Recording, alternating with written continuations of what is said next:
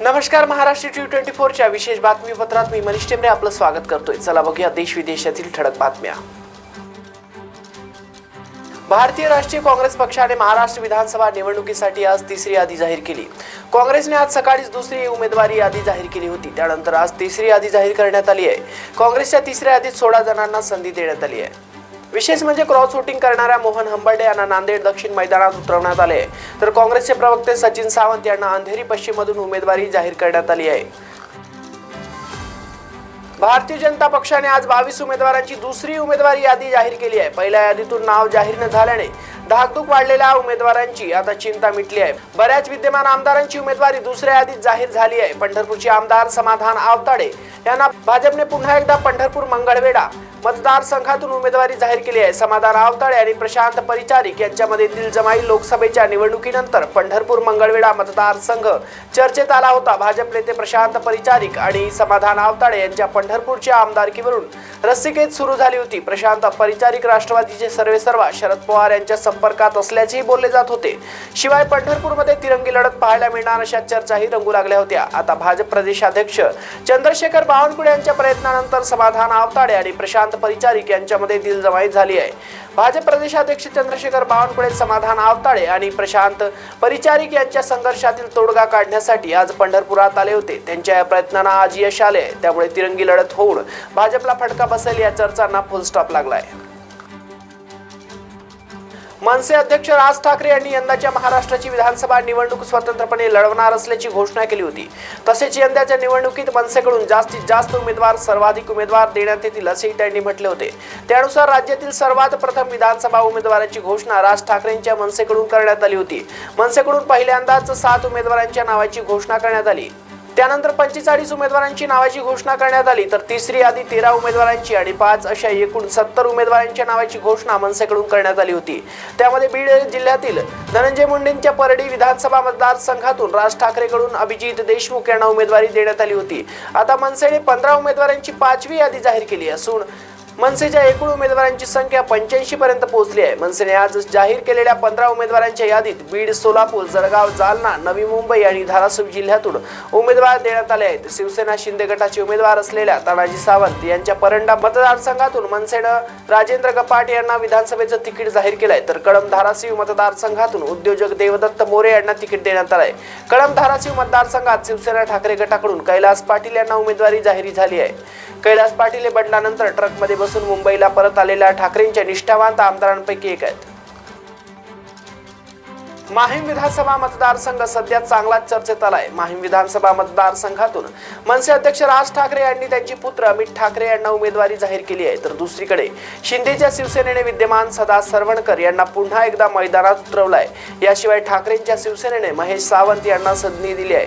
दरम्यान राज ठाकरेंचे पुत्र पहिल्यांदाच निवडणुकीच्या मैदानात उतरल्यानंतर महायुतीमधील काही नेत्यांचा त्यांना पाठिंबा देण्याचं सूर आहे। दरम्यान सदा सरवणकर यांनी या संदर्भात पहिली प्रतिक्रिया दिली। ते मीडियाशी बोलताना सदा सरवणकर म्हणाले की आशिष शेलार आणि राज साहेबांची एक चांगली मैत्री आहे। आता मैत्रीसाठी त्यांनी जर काहीतरी स्वतंत्र बोलले असतील तर तो त्यांचा भाग आहे। मी सोमवारी जाऊन अर्ज भरणार आहे। केसरकर साहेब मी कधी कधी भेटत असतो।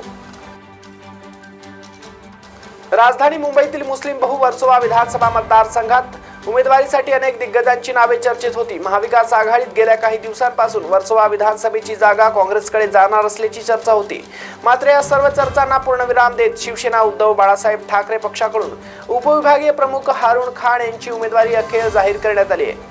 हारुण खान यांची निवड झाल्यामुळे वर्सोवा विधानसभेत मोठ्या उलथापालथी होण्याची शक्यता आहे। शिवसेनेच्या उमेदवार पदाची घोषणा होताच काँग्रेसचे इच्छुक उमेदवार नाराज झाले असून त्यांनी बंडखोरीची भाषा करत अपक्ष अर्ज दाखल करणार असल्याचेही जाहीर केले आहे। दरम्यान शिवसेनेकडून उमेदवारांसाठी 20 उमेदवारांच्या नावाची घोषणा करण्यात आली आहे। आजच शिवसेनेकडून मुंबईतील 3 उमेदवारांची यादी जाहीर करण्यात आली आहे। त्यामध्ये हारुण खान यांना संधी देण्यात आली आहे। हारुण खान यांच्या रूपाने शिवसेनेकडून ठाकरेंना पहिला मुस्लिम चेहरा विधानसभेच्या रणांगणात उतरवलेला आहे। लोकसभा निवडणुकीला मुस्लिम समाजाची मोठी मतं ठाकरेंच्या शिवसेनेला मिळाल्याचा दावा आहे। महाविकास आघाडीमध्ये शिवसेनेमुळे त्यांच्या अनेक जागांवर काँग्रेसचा फायदा झाल्याचे राजकीय विश्लेषण केले जात आहे। त्यातच हिंदुत्वाच्या मुद्द्यावरून नेहमीच शिवसेना ठाकरे आणि भाजपात खडाजंगी झाल्याचे दिसून येते। त्यातच महाराष्ट्रातून शिवसेना ठाकरे पक्षाचा पहिला मुस्लिम चेहरा हारुण खान यांच्या रूपाने देण्यात आला आहे। दहिसरमध्ये काही महिन्यांपूर्वी फेसबुक लाईव्ह करत त्यांच्यावर गोळीबार करण्यात आला त्या माजी नगरसेवक अभिषेक घोसाळकर त्यांच्या पत्नीकडे शिवसेना उद्धव बाळासाहेब ठाकरे पक्षांकडून एबी फॉर्म देण्यात आलाय। मात्र उद्धव ठाकरेंकडून देण्यात आलेला फॉर्म हा घोसाळकर कुटुंबियांसाठी असून तेजस्वी घोसाळकर लढणार की विनोद घोसाळकर मैदानात उतरवणार याबाबत लवकरच कुटुंबियांचा निर्णय जाहीर होईल। तेजस्वी घोसाळकर यांच्या उमेदवारीमुळे दहिसरमध्ये चुरशीची लढत होण्याची शक्यता आहे, कारण दहिसरमध्ये भाजपच्या मनीषा चौधरी यांना उमेदवारी देण्यात आली आहे। मी निवडणुकीवर ठाम आहे। मी मानखुर्द शिवाजीनगर मतदारसंघातून निवडणूक लढणार असल्याची भूमिका माजी मंत्री आणि राष्ट्रवादी काँग्रेस पार्टी अजित पवार गटाचे नेते नवाब मलिक यांनी जाहीर केली आहे।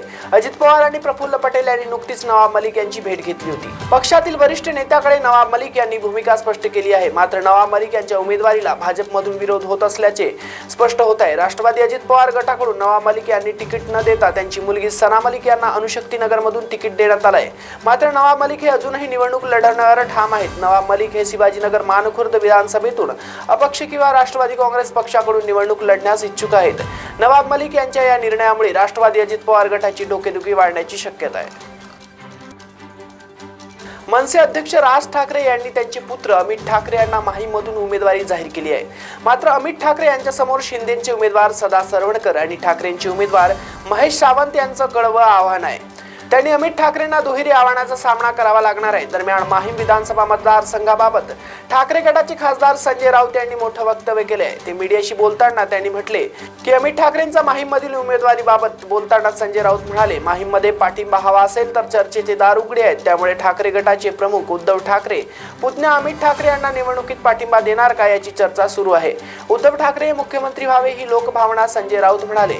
पक्षांनी मिळून बसून 12 तास चर्चा करून यादी जाहीर केली आहे। त्यामुळे नाराजी कुठेही नाही, तिढा असणारच। 3 पक्ष सोबत आहेत। कार्यकर्त्यांच्या भावना तीव्र असतात। 2 पक्ष असल्यावर ठीक, पण 3 पक्ष आल्यावर प्रत्येकाला वाटतं आपण जागा जिंकणार आहोत।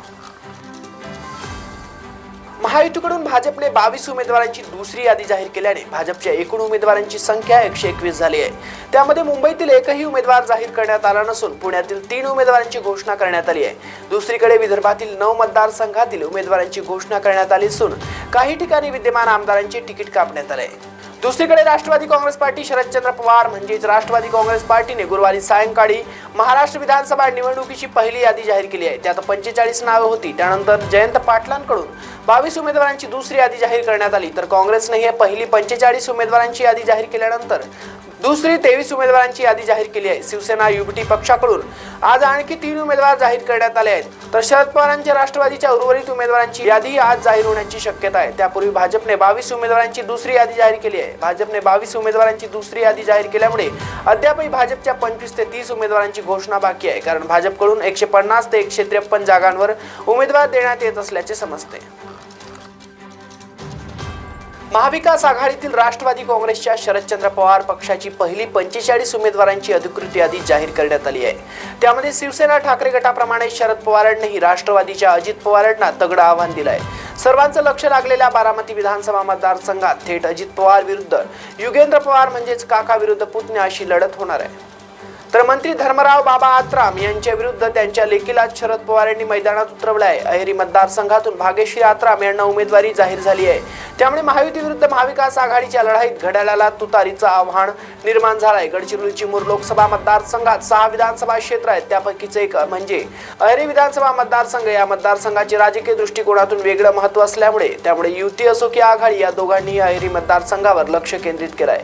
पूर्वी गडचिरोली जिल्ह्यात राष्ट्रवादी काँग्रेस पार्टी म्हणजेच धर्मराव बाबा आत्राम असे समीकरण होतं। मात्र आत्राम यांनी आता अजित पवार गटात प्रवेश केल्यानंतर त्यांची कन्या भाग्यश्री आत्राम हलगेकर यांनी राष्ट्रवादी काँग्रेस शरदचंद्र पवार गटात प्रवेश केला। आत्राम कुटुंबातील ह्या घरफुटीमुळे जिल्ह्यातील राजकीय समीकरण देखील पूर्णपणे बदलले आहेत।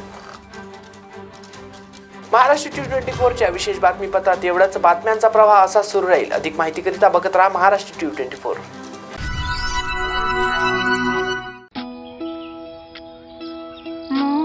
संसाराची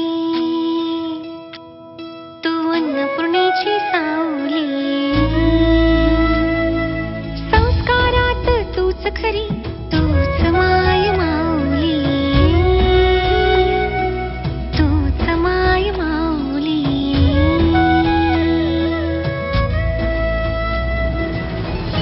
राज्यातील भगिनींच्या सन्मानार्थ महाराष्ट्र शासनाची मुख्यमंत्री माझी लाडकी बहीण योजना.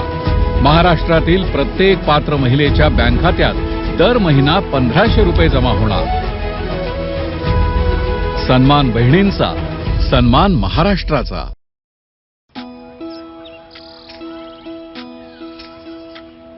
नारी म्हणजे संस्कार. नारी म्हणजे भक्कम आधार.